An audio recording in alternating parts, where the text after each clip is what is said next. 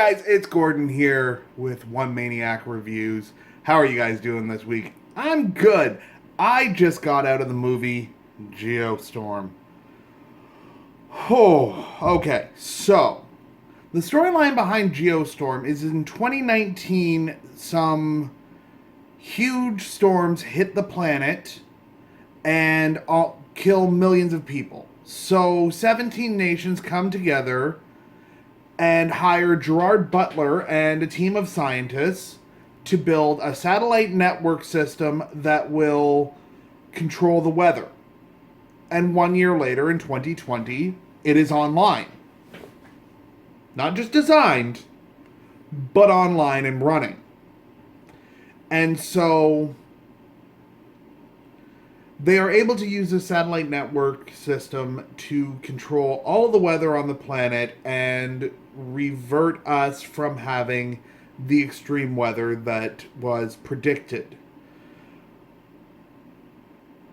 So, that's the plot of this movie. I can already see more holes in it than a goddamn piece of Swiss cheese. Okay. Okay.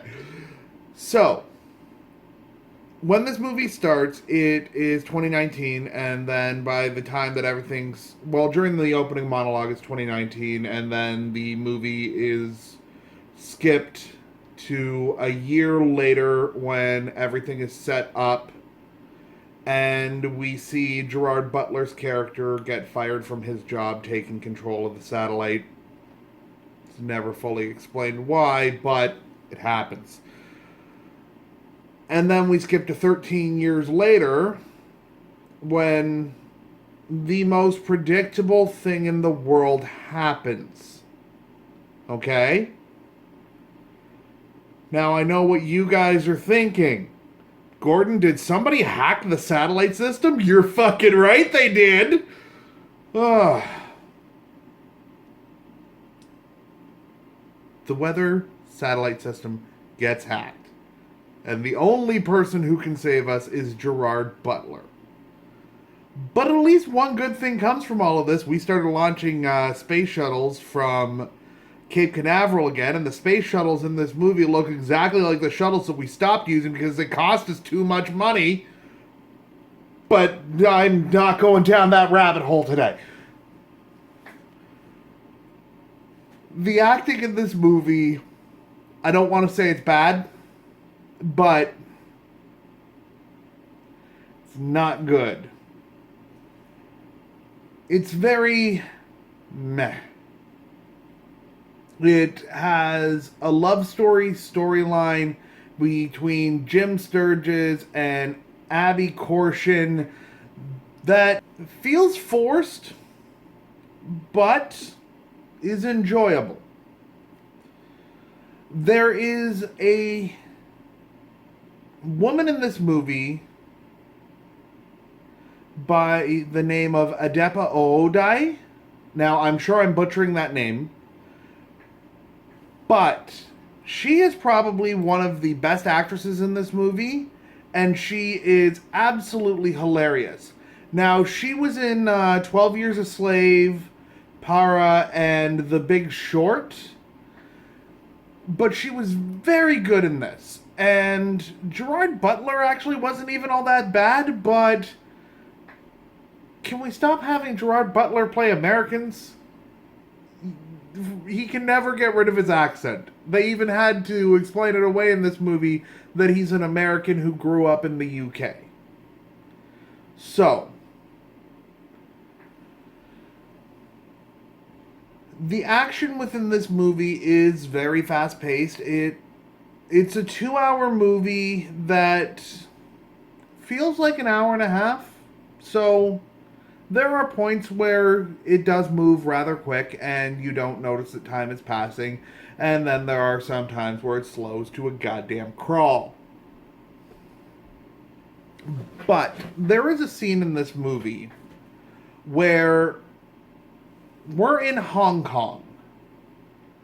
We are watching the natural gas lines explode. and then a Chinese gentleman gets into an electric smart car and outruns the weather. Now, here's the major problem with all of these disaster movies. And I'm talking 2012, I'm talking Day After Tomorrow, I'm talking San Andreas, anything like that. You cannot outrun weather. Have you ever tried? It doesn't work.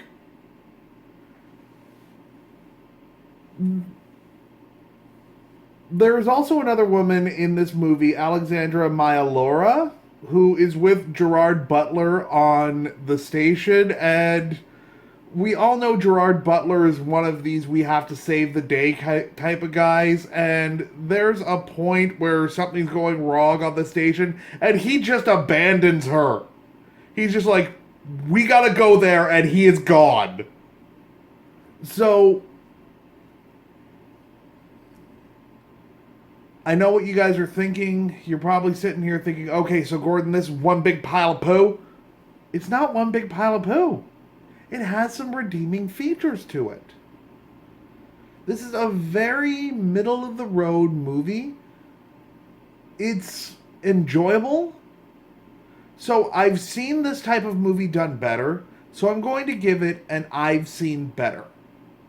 If you are on the ropes about going to see this movie, wait for it to be on Netflix. But if you want to go and see a disaster movie, even without having to turn on the news lately, go see it. But make sure that you go on like a Tuesday night when the ticket is at its cheapest. Or just wait for it to be on Netflix. That is my recommendation. I do not recommend that you go see this in theaters. I recommend that you wait to watch it on Netflix at home where you are comfortable, and you can, when it gets to those slow to a crawl points, pause it, go make yourself something to eat, or you're even able to pull out your phone and check your Facebook feed. Alrighty, guys. So, I am going to be back tomorrow with my recap and review of Star Trek Discovery. And then I am back on Monday with a recap and review of the next episode of The Good Doctor. If you guys have any thoughts on Geostorm that differ from my own, let me know down in the comments. If you guys are liking my videos, please go ahead and hit that like button. And if you're new around here, go ahead and hit that subscribe button. Alrighty, guys, I'm going to go ahead and cue that music.